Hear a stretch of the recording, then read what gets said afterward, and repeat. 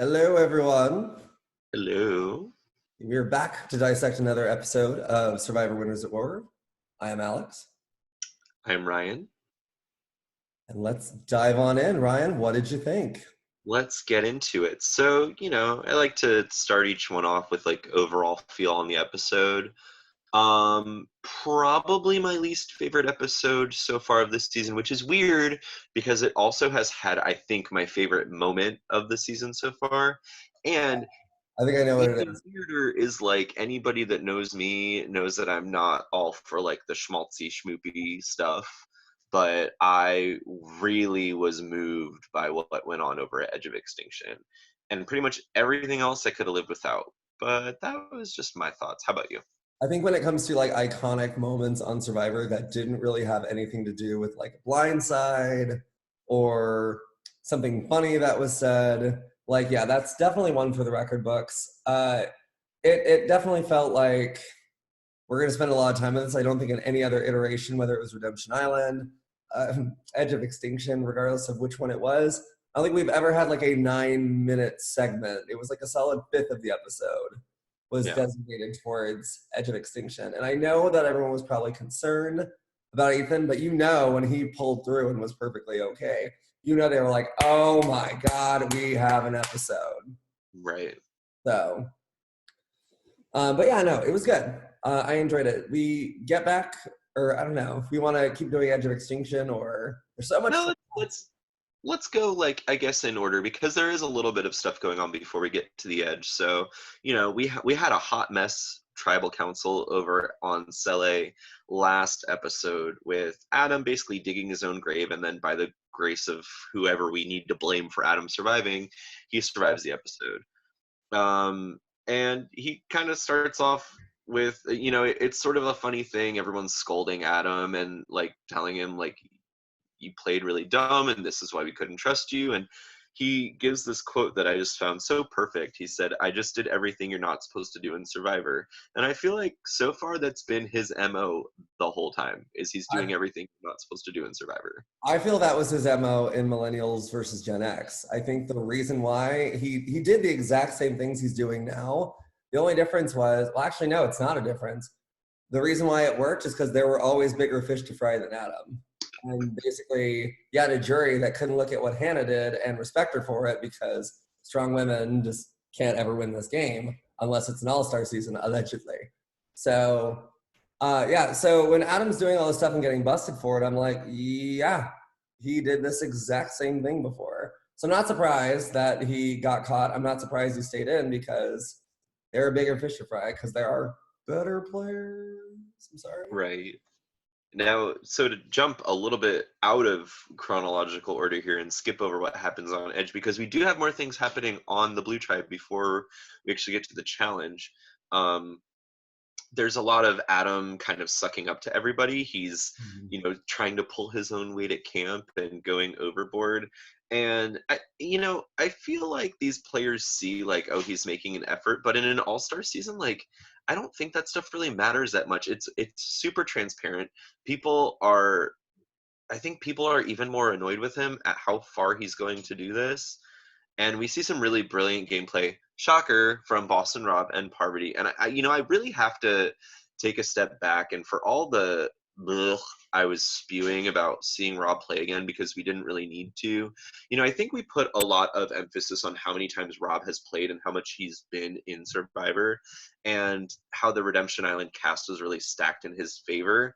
I'm really impressed by him this season. I mean, I'm being reminded of why Rob is a good player, and it's because he knows exactly what strings to pull on each marionette. He really it's not the first time we've ever seen someone go, I'm going to make up this blatant lie about somebody, but to pull it off so well with such a conviction, because like obviously Adam would be the person to go, I promise I'm not going to do that anymore, and then turn around and do it again.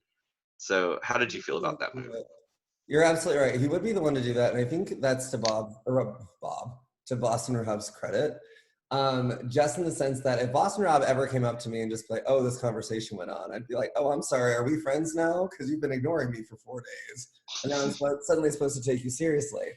That being said, the fact that he did it, I was like, kudos. And the thing, I loved that moment just watching Boston Rob kind of like start to spin the web.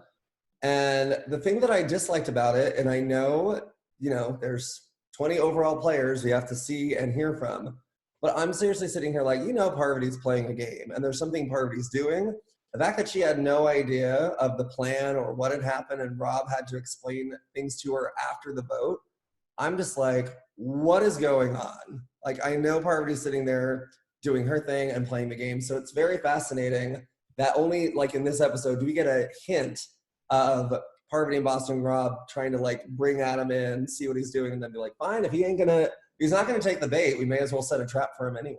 So watching Boston Rob do that was really, really fascinating. So I was impressed. Right. I did enjoy how the Blue Tribe talked about the way that they're dealing with Adam right now. Like the way that everybody was talking about him was honestly hilarious. Like it was kind of like a low key hilarious moment where they're basically talking about how they have to babysit him, and that's never the player you want to be in Survivor. Is that the player you want to play with in Survivor? Right. And with the challenge as well, which we'll get to, I'm starting to get annoyed at how much Adam we're getting in this edit. And I just, I know you've mentioned it. I really hope it's not an implication that he goes far, because talk about people who aren't playing in a way that they deserve to go far. I mean, he so far has just been. I thought Ben was going to be the hot mess of the season after that first episode. Adam is hold my beer is Adam right here. He's going overboard. So It's like let's have like the social wherewithal of players like Debbie, Philip, Coach, and just have that. Let's have that social whatever it is they think they're doing well, which they're not, and just apply that to someone's gameplay. That's Adam right now. yeah. Like, and it's one thing if someone's just playing kind of off the kilter and getting caught and things like that, but the fact that he does these things and there's this edit that he's somehow the hero of this story. And he's the one, like, especially after the challenge, like when my mom says that I go for something, I make it happen. And I'm just like, I don't want to sound callous because I know his mom has passed.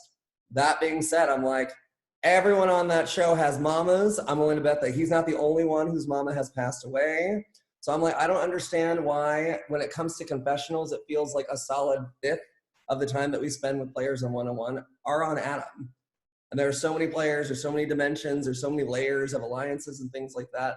The fact that they focus on him so much pretty much gives me the hint that he either goes out in a fantastic way or he goes towards the end. And yeah, my hope was that little thing, the whole, oh my God, this is my wrap up to all the things that have been going wrong for me on the island, blah blah blah. When my mom always said, when Adam puts his mind to something, he gets it done. I'm hoping that is just the end of the Adam storyline, and he goes home next episode, and then we don't have to deal with it anymore. I mean, in the realm of he's either going far or that's all he needed to accomplish, then hopefully that's all he needed to accomplish, because it's just it's amateur gameplay and I'm over it. So let's hop over to Edge, because that was a huge part of the start of the episode. So they reveal what the challenge is going to be, and I'm excited because this is no longer a here's a freebie, let me give this player this power and this is how I'm going to get a fire token. It's everybody can earn one and you've got to work for it. yeah. Looking at this challenge, are you thinking that people are going to finish? Or are you thinking this is like probably impossible?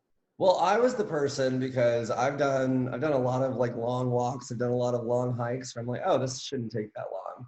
And then 9 hours later, you're like, how have I only gone 3 miles? Like, this is insane. So for me, I was the person who was like, I don't think, without knowing like what the actual walking distance is, it's hard to really gauge whether it's going to be doable, whether it's not going to be doable. The fact that they said they had till sundown or sunset to do it, and we didn't even know what time they started, I was like, I heard in an interview, Jeff Probst said, I think he said it took like 10 hours. And that might not even have been Ethan who finished the task last. That might have been Natalie. It allegedly took them a long time. And I'm like, good for them. That's one of those ones where I'm like, how badly do I want this fire token? I think for me, it probably would be like, well, I don't want to be the jerk that's on edge of extinction who doesn't finish it. So America can be like, he doesn't want to be there, blah, blah, and blah. So I guess I'll move these freaking logs. So Right. Could you imagine someone just is like, oh, I'm just gonna take a nap, like while everyone else is working for 12 hours to do this? I would probably, I'm that person, depending upon like how long it was taking everyone, I'd probably just sit.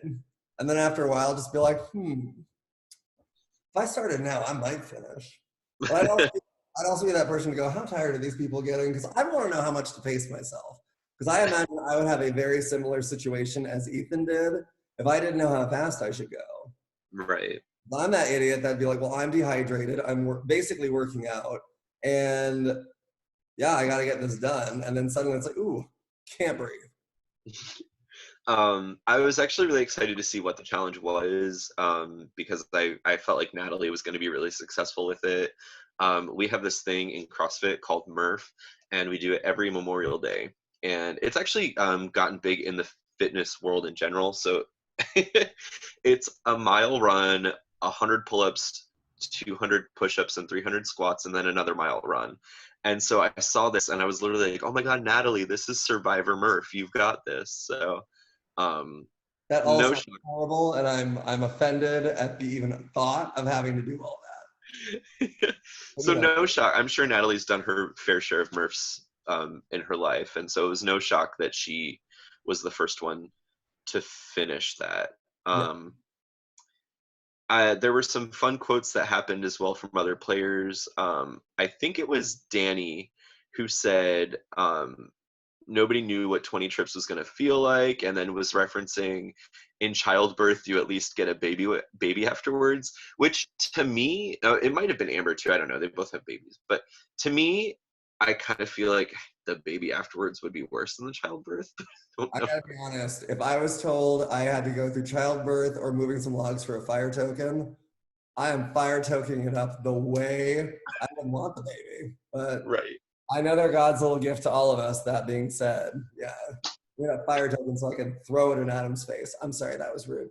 So that I can not like a lovingly throw. Like if it actually has weight to it, I don't want to hurt him because that's horrible. But kind of like if it's kind of like a really soft kind of like ding, like boop, like Like a button.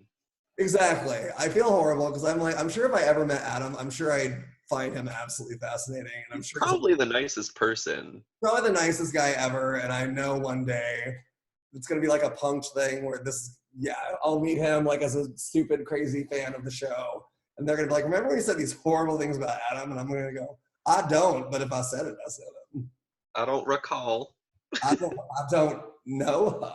Anyway, no, I thought it was really great. And obviously there was the concern for Ethan because everyone was like, is he going to be removed from the game? What's that going to mean?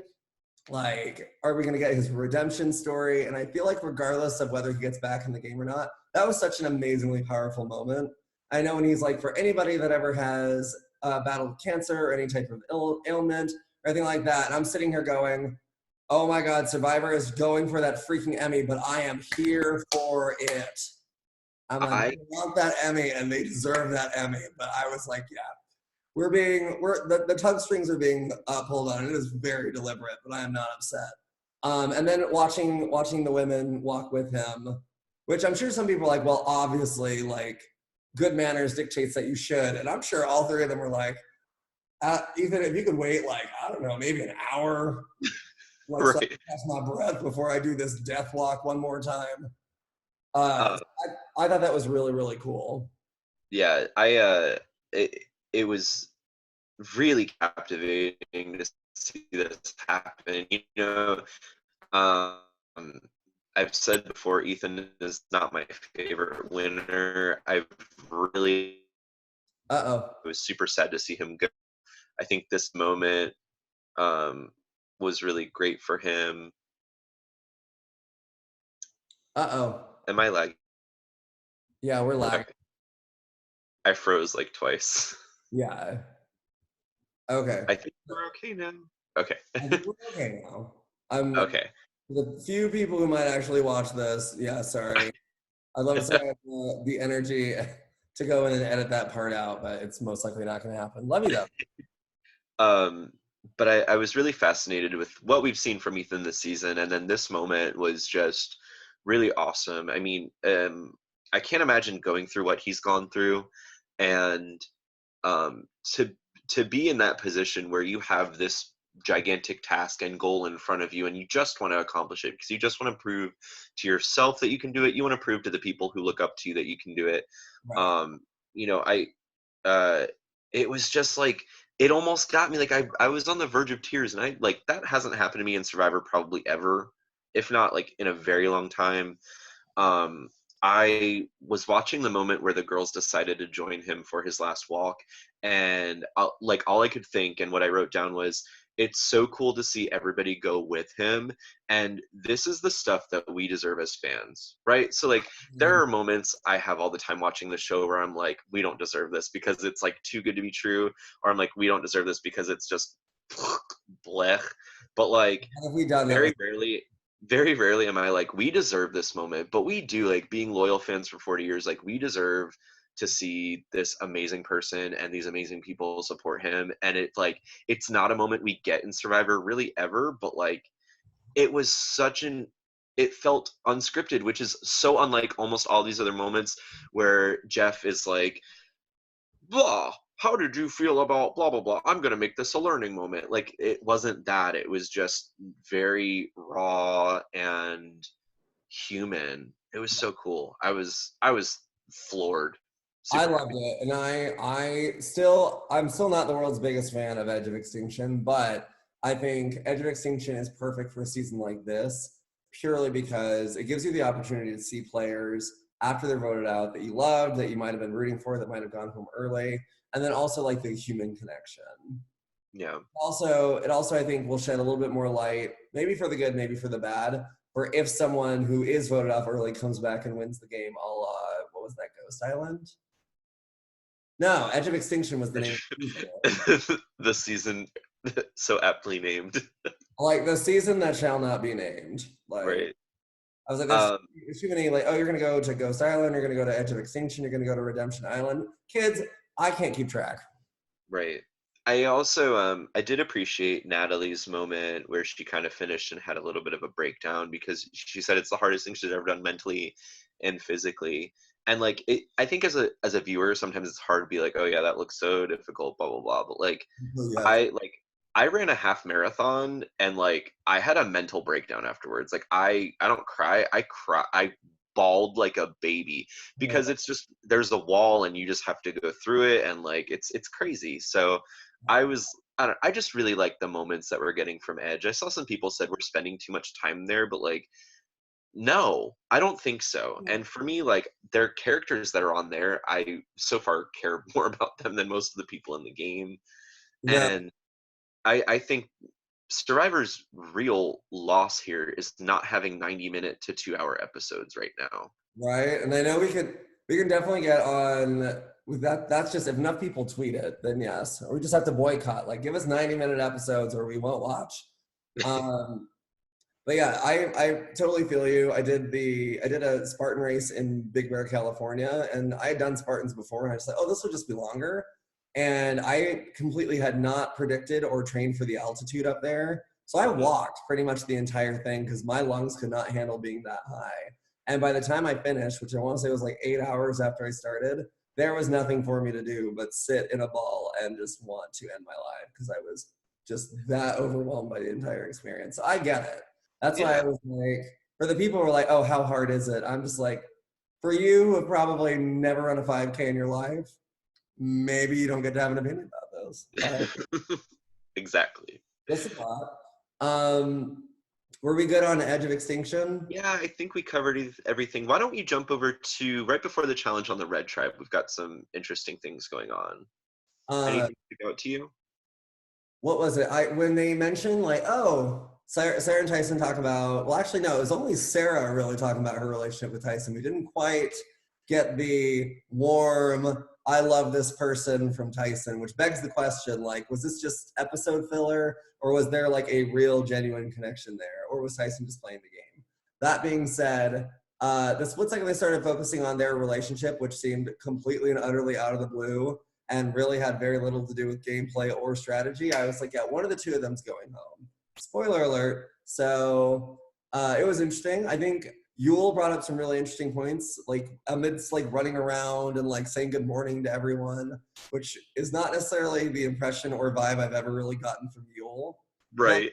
very much like the, well, I just woke up, I'm gonna go, work, like do some push-ups on the beach, or like figure out like how elephants climb up trees. I don't know. Like I imagine his morning is very interesting in an intellectual kind of way. So that was interesting. And the way he kind of dissected everything, like, yeah, we're all in a good momentum. Everyone's in a good mood. Everyone's feeling right. And no one seems aware that the four of us are close.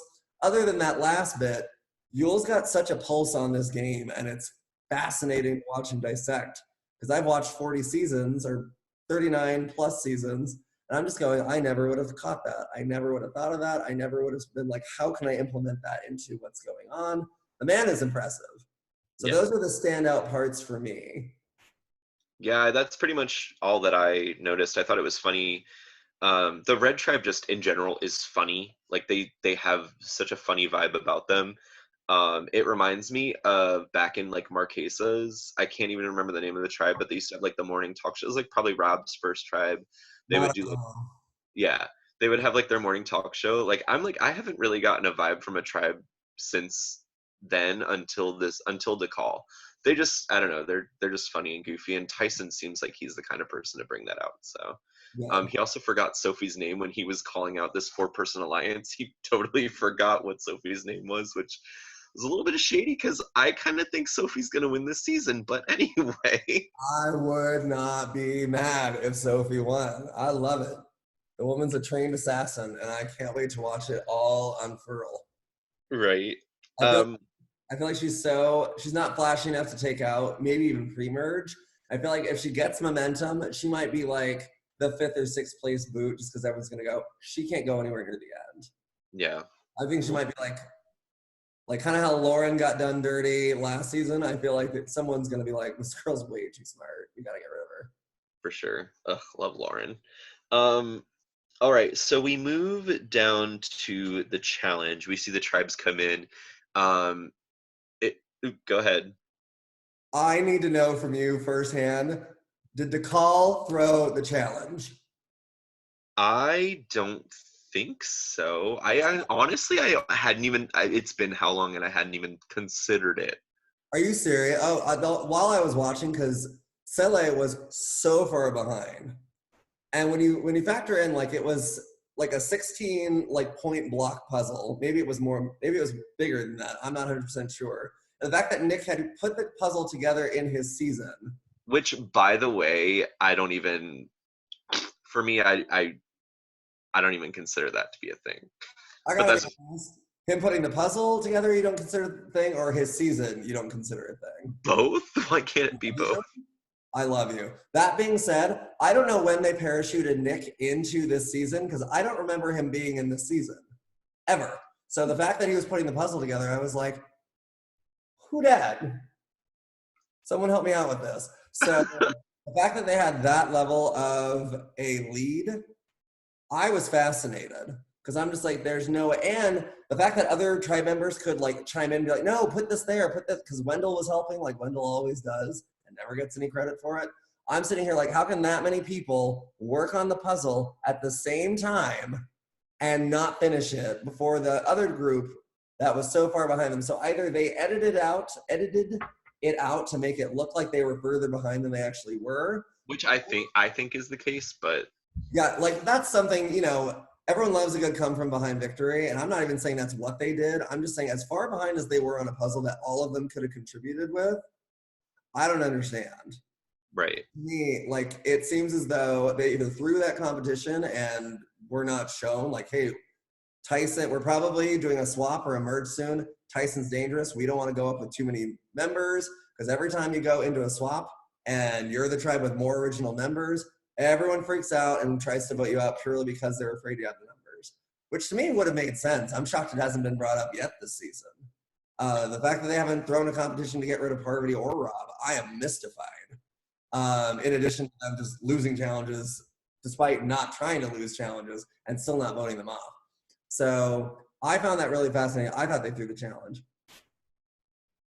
Oh Yeah, my! Oh, go ahead. no, I was just gonna say it's definitely a theory. Like I'm not sure. I feel like if they threw it, we would get something from it, and we might in the future. I hadn't considered it honestly because I felt like we have seen in the past on this season itself that Sarah keeps getting put on puzzles, and it's always like either very close or she loses momentum for her tribe on the puzzle, is Hmm. what it seems like. Um, so I wasn't super shocked that a puzzle with Sarah working on it ended up not winning. I think I'm right that Sarah and Nick were the ones that did the puzzle. So Yeah, okay. sure. Maybe it wasn't, and maybe I'm on crack, but I don't know. But and then I would never put faith in Nick to solve a puzzle anyway, even though he might have won it in his season. It's one of those things. Maybe the people he was up against, because it was towards the end of the season, I think. Maybe those people weren't good at puzzles. Like I don't remember Nick being this mastermind puzzle solver. I I don't. just You could be right though. Yeah, I But don't. I did. For me, it's less of a. I think they threw it. I just think it's more of a. I think it's possible they threw it because Yeah, it it's just felt possible. so disjointed. Which brings us to the gap between the two tribes during the challenge. And my did you notice moment of the week amidst the hey, let's go ahead and put these keys so high that the shortest members of the cast cannot grab them, which I was like, I feel like somewhere in some sort of safety protocol that was an oversight. That being said, I think it was the first key that he got, possibly the second. Adam goes for the key, kind of catches the platform he was jumping from and kind of like rolls into the water. And Jeff comments on it, he's like, but he got the key and that's what matters. And I was like, that is like full grown adult version of like you fall and break your wrist and your parent just says, walk it off, walk it off. And I No, thought your it was way your more. parent says when he wants to do something, he will finish it. That was my did you notice moment because I was like, is no one gonna be? And I'm sure they did in the moment. We just didn't see it. The fact that no one's like, is Adam okay? Because that looked like it freaking hurt. Well, ironically, that is my drop your buff moment. My drop your buff moment was for Gravity this week, against Adam, because it was just so funny to watch. His strategy with jumping made no sense. He was gonna walk up to the edge of the ledge and then try and jump, but like crouch jump, and I have so many thoughts here, so I'm just gonna knock them all out before we get into the depth of the challenge because I have thoughts on that too. So there were two moments before the challenge that stood out to me. When they showed the Sele tribe walking in, Yule had a big reaction about Ethan getting voted out. Yes, He was pissed. I gotta be honest. I was very surprised, and I wish they would bring it back. In earlier seasons, they'd be like, "Oh, Linda voted out of the last tribal council," and there'd be that. What do you guys think about that? And they Yeah, stopped doing it because I think they just realized that it took up too much time and most people didn't care. But I wish they would bring that back this season. I It's know. even just like the reaction shots, because other than Yule, there were people going, Right, pardon. like, my favorite. So then we named the Sandra sit out bench. Parvati having a bit of a moment, and Sandra was like, I don't give a fuck. I love Sandra because you cannot bother her. Right? She cannot be bothered. And a lot of fans have really been losing their minds this season about how many challenges Sandra has sat out. She sat out of like two question mark. She participated in the very first one. Yep. Well, the issue is it's always been you can't sit out in back-to-back challenges. Right, but when you lump them together, Yeah, but what happened was she sat out, she played in the first challenge, sat out of the second. Played in the third, sat out of the fourth. People were already freaking out about it. She's like, she's already sat out of two challenges. And I'm like, what rule has she broken? This was the right, episode where I had to stop talking because it was very much, well, she sat out of the fourth challenge and the fifth challenge.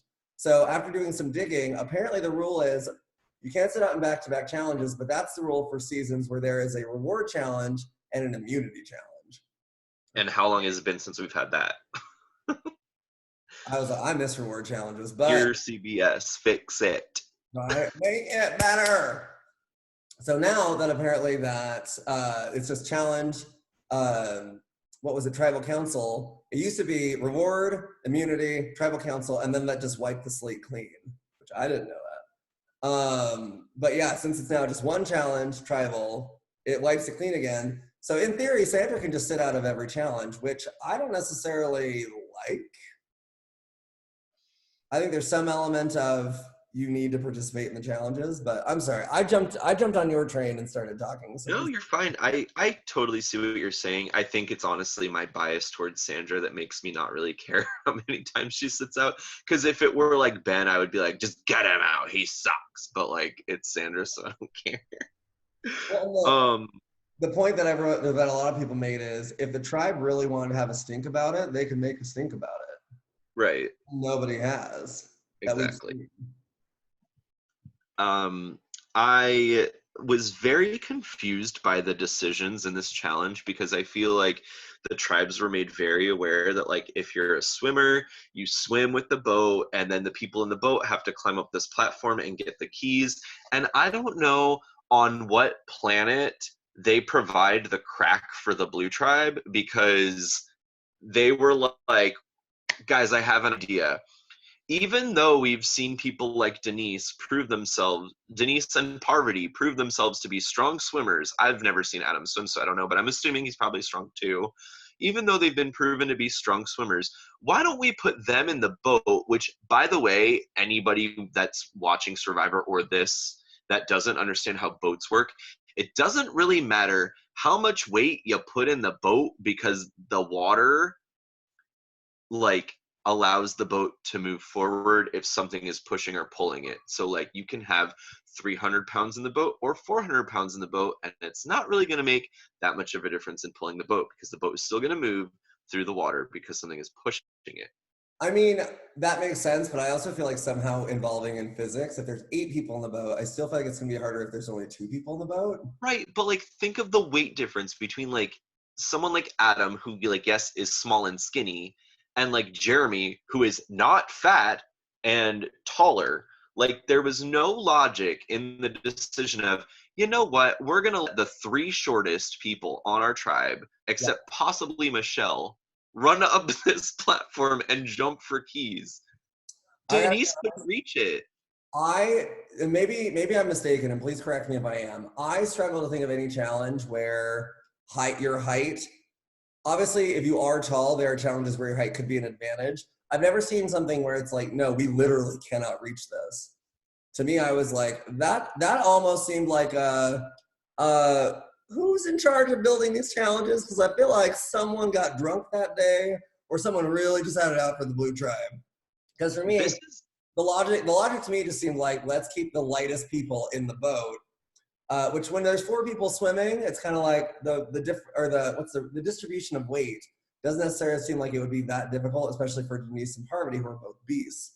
That being said, I was like, no, if I'm literally like I'm jumping at my highest and my longest, and I'm still not reaching this thing. When have we ever seen that in a challenge where 2 people literally like that is physically beyond my reach? If I am 6'3" and you put something that is 20 feet ahead of or 20 feet above me, I'm not going to reach that. Like it's it's one of those a challenge, things. but it's like it's not supposed to be impossible. My Australian Survivor fandom, I've seen this in a challenge many times. And like the big thing is, first off, a running start helps a lot, which nobody on the Blue Tribe was doing. And they were Okay. literally standing. But I know the platform was thin. That was a thin little beam. They weren't moving at all. They were literally like crouching down on the end and then jumping. But again, like if you think about it logically, the person that, because they're all dangling at the same height, it's an Australian Survivor does like specifically do it to the height of each person. The logical thing to do is go, okay, so like Ben and Rob, you guys are bigger, you guys are strong swimmers, we'll put you in the water, and then let's just put 2 shorter people there. And then Jeremy, worst case scenario, you can get every freaking key by just going plunk, plunk out of the air because you're tall. Right. I honestly never would have assumed that the keys were going to be out of reach for anybody. That's something, like I said, it's not something that we've seen before. Usually it's like they get that hammer and they have to hit the block with the hammer or whatever, Yeah. the mallet.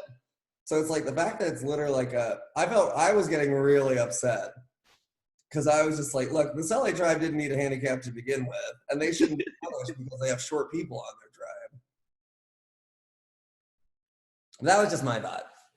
Yeah, I guess we saw it very differently. I thought it was a terrible decision to put those people in the boat, knowing that they have to be moving for making distance. I've always felt like, other than the puzzles, I've always just felt like everyone should be able to do something. Right. To do whatever the task is. And it's like, yeah, obviously. And if they were like, hey, if you guys want to check and see, like, if they got to walk the platform, I guess that's the difference. If they were able to walk the platform before the challenge started, to be like, do you guys think you can reach those? Like, do you guys think you can get a running start? By all means, I wholeheartedly agree with you. But I don't know that they do. Or that Correct me if I'm wrong, but I'm pretty sure that they've said before in Survivor that as a whole tribe, like as a whole cast, they walk through every part of the challenge, like so that everybody sees how this works and this works and this works. And then that's when they get to strategize. Oh, well, if that's the case, then yeah, I'm more inclined to agree with you then. Sorry.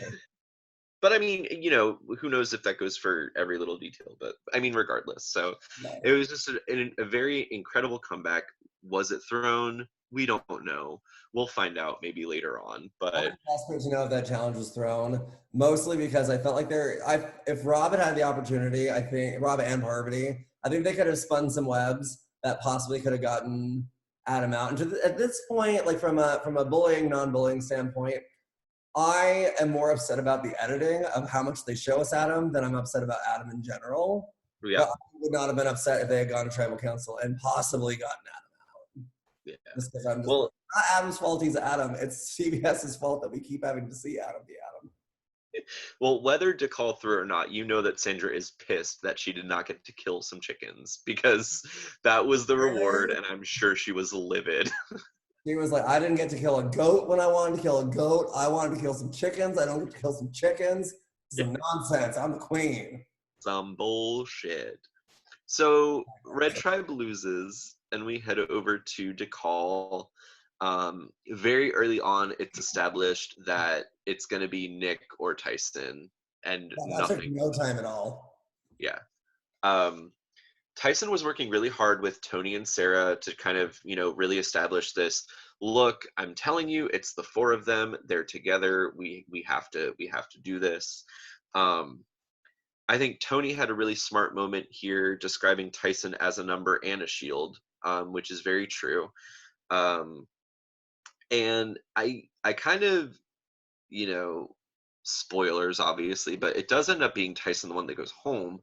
And I was sort of looking at this from a perspective of, I don't know what's going to happen with this vote, but if Tyson does stay, it's a smart move for Tony, but it's not a smart move for anybody else. So I did appreciate that Tony had the aptitude to realize that Tyson being in the game is actually really good for Tony, but it wasn't good for any of his allies. So in the end, they did win out because Tyson needed to go. Yeah, I gotta be honest. I was in and out with Tyson. I think in Tocantins, I don't think I cared for him much at all. I think I felt kind of bad for him because he kind of was his own undoing in Heroes versus Villains. And he didn't bother me so much in Blood versus Water, but it was also just kind of like, when you're so connected, that's always been a thing of mine in a lot of these all-star casts, is it's like, you go in and you don't really know anybody and you're one of two people on your tribe that aren't well acquainted or well integrated with people outside of the game, there's only so much you can do, especially when it's like, this is your fourth time playing. So my heart doesn't really go out to Tyson. That being said, Tyson was against Nick. And as much as I'm here and loving second time players coming back into the game, I'm just like, what exactly is Nick doing?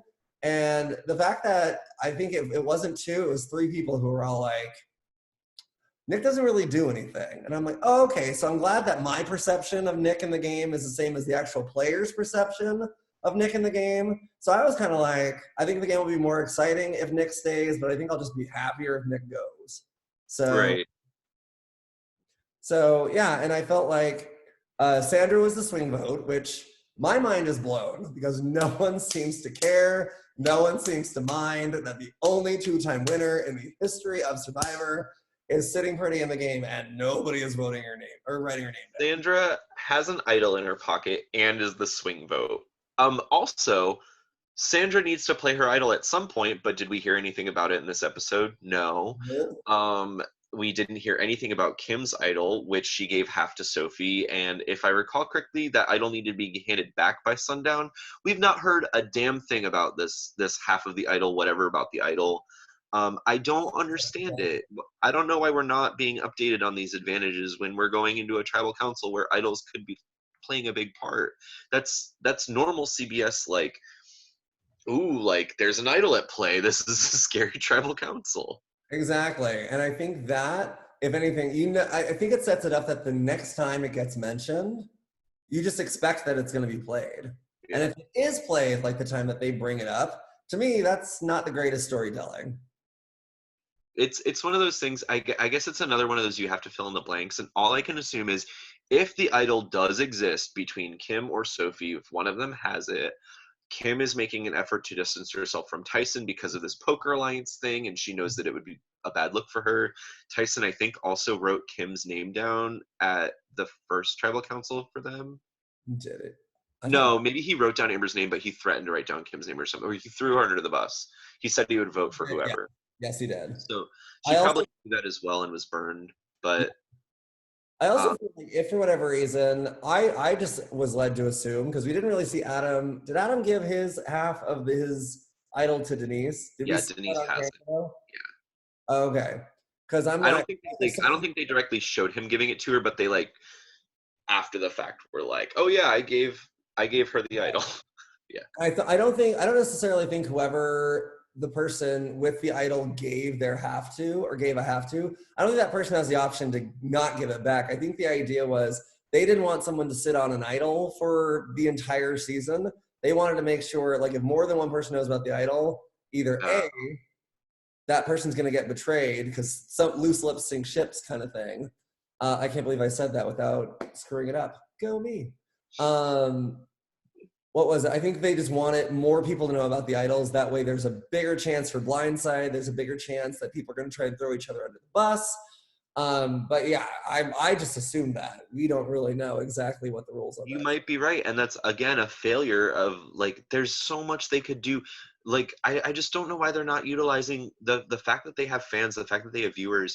Give us some CBS All Access something. Like, come on. There's nothing that they're doing to give us insight, and they have all the opportunity in the world with characters that we love, with people that we want to watch, with people that we've been watching for 40 seasons. It's this is like, I'm starting to dislike the lack of information more than I'm disliking the amount of screen time on Adam. So, and that's a big deal. I think I'd still go with Adam, but that's not his fault. Sandra heads into tribal council saying she likes revenge, but at the end of the day, she likes $2 million more. She likes both because she has both, by the way. Right? I think, if anything, I want Sandra to win this season just so she can say, I have made $4 million off of Survivor. And the next closest paycheck that anyone's seen is, what do you get when you get second place? So I think someone's doing a runner-up and a winner. I think that's happened before. It used to be 500,000. I think now it's 100,000. But it was always a million if you won, 100,000 if you got second. Okay, yeah. I was like, $500,000 was always Big Brother, and I was like, we can't talk about Big Brother on a Survivor channel. That's just. So Tyson, I honestly don't remember too much about Tribal Council, but I feel like it was your standard. Is it going to be Nick? Is it going to be Tyson? Like, there was a ton of Yul. Like, Yul had so much screen time during Tribal. It was I was confused why they were like, Jeff went to Yul for like every answer. He was like, so Yul, how do you feel about what was just said? So Yul, are you crunching the numbers? So Yul, you were known as like the number cruncher mastermind in your season. Like, what are you doing to blah, blah, blah? I was like, are you going to ask anybody else a question, Jeff? It was crazy. Not a bad thing. But or did you notice? Because I did not notice that. Oh no, I have a different did you notice I'll get to in a little bit. It's about the challenge. But I liked Tyson's answers a lot in Tribal. Honestly, the way that he was answering his questions was impressing me. If Tribals actually mattered, it would have been good, but Tribals don't. I mean, at this point, people know what they're doing before Tribal. We haven't seen a live Tribal this season, is what I mean to say. It's not like a ooh. And when live Tribals happen, it's usually just because of the fear of an idol. Which again, who knows where the idols are on the Red Tribe, because we sure don't as viewers. I enjoyed Sandra saying that she never gets starstruck.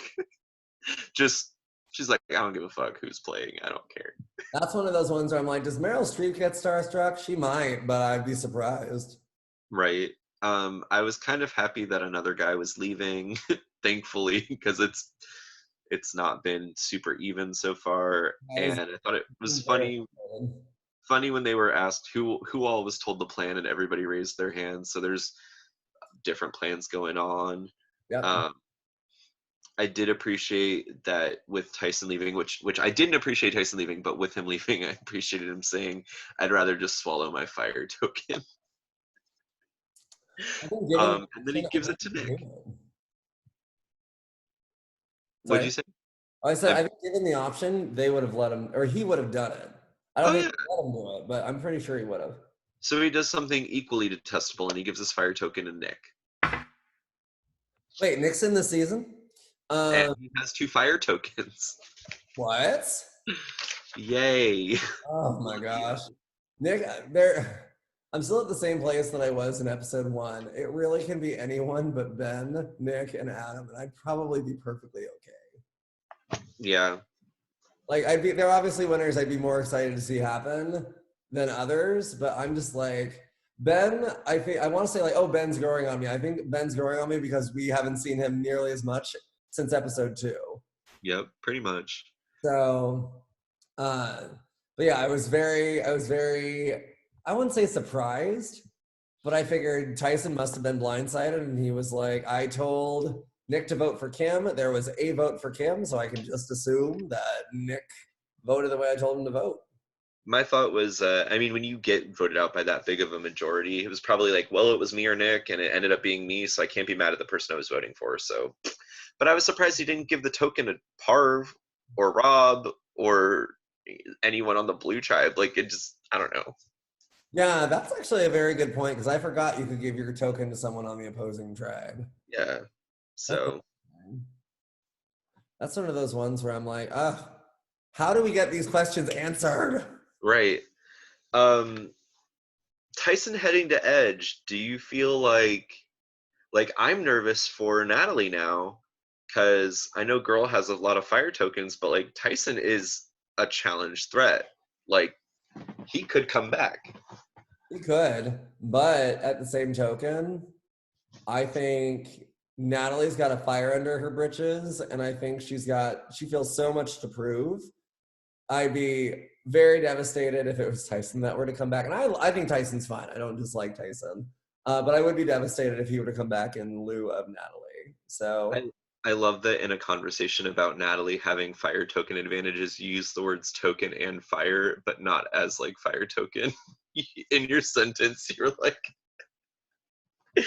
Natalie's got a fire under her butt, and here's the trick: I am that's all about wordplay, all about, all about it. What was it? Yeah, so it's that's funny because yeah. Did you notice? Did you Um, notice the way you just spoke? I have a way with English. Anyway, yeah, I think it's gonna be interesting. What are your thoughts on that? I think if there was like, what kind of challenge do you think Tyson would do better than Natalie? I think Tyson is really good at those like stack the cards, balance the shit, do the ball in the thing and another ball and keep it moving and stuff. I don't think that's going to be Natalie's forte. So Didn't she win a challenge like that in San Juan del Sur? I'm sure she did, but I just feel like You just want I to don't drop the know. balls. I feel like when you think of Natalie, you don't think of someone that's like hyper focused Ah, on like a detail challenge kind of thing.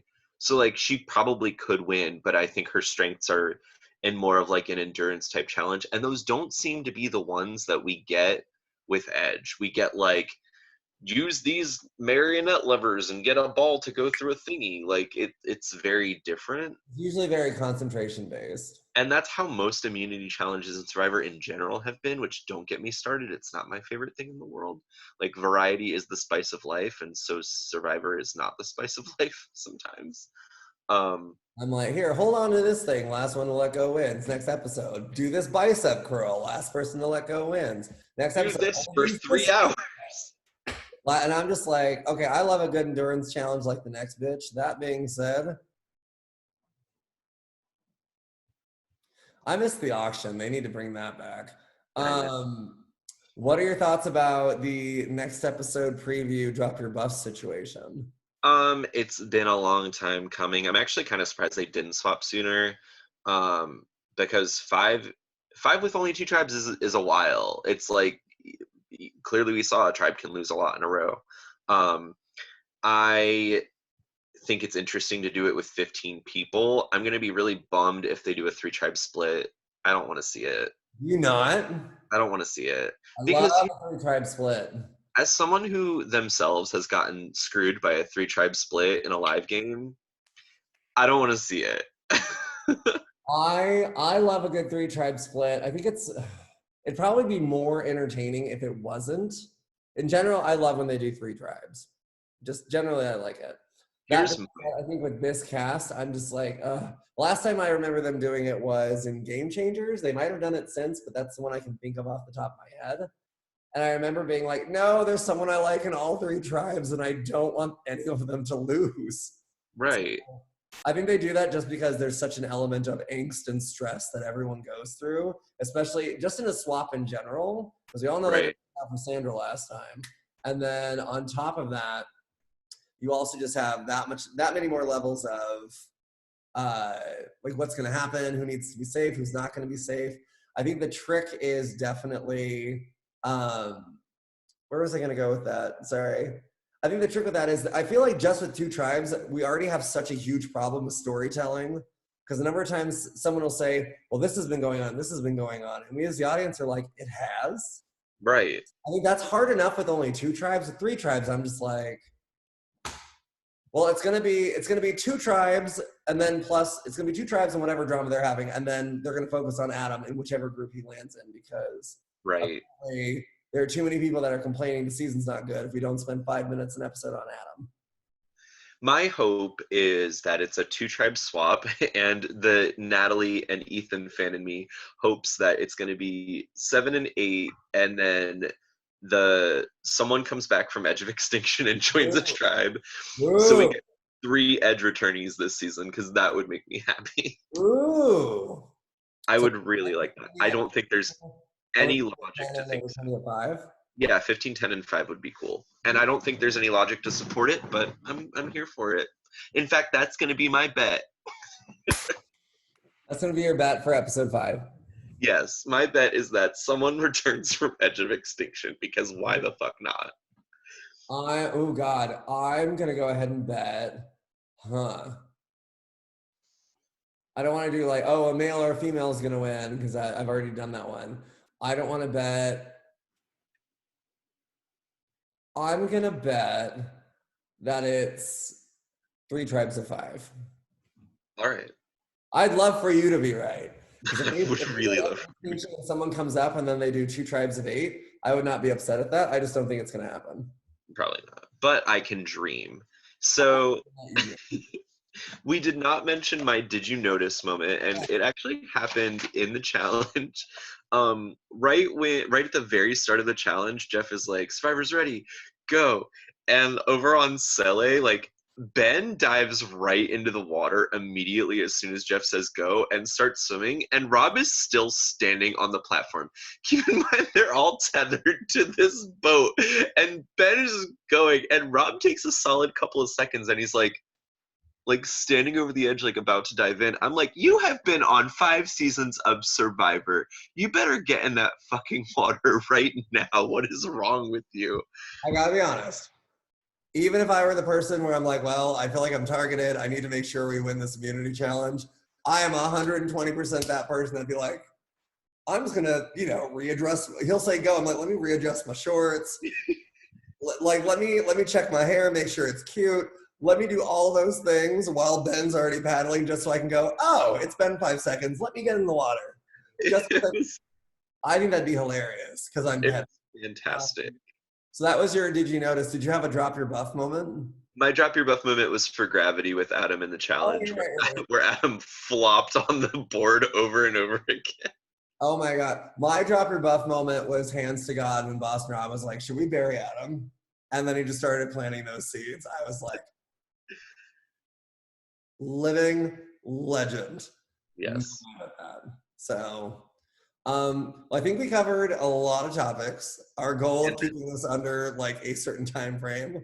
We'll get there by finale, I hope. But otherwise, This was probably our longest episode, and I felt like we had the least. just shy of the 2-hour premiere episode. Yeah, I think you're right. So, oops. Whoopsie. We'll get them below 20 of them. Maybe people will start watching. We'll see. Anyway, thank you guys so much, Ryan. As always, thank you for being such an amazing co-host and staying awake tonight. Yeah, I'm working on my sleep schedule. We'll see if I ever get there. I was going to say I'd love to be shady, but Ryan lives 3 hours, a 3-hour different time zone difference from me, so that's why we were late this week. Was because my work schedule is horrible and Ryan is amazing and stays awake so that we can film these things. We just had Sometimes. yeah, sometimes just the scheduling, my schedule just gets really stupid and we can't make it work. But thank you for sticking it out and being brave and the amazing person that you are. Well, thank you for being an awesome co-host as well and always keeping it entertaining. Thank you guys for tuning in. As always, if you have any comments or questions for us, please drop them in the section below.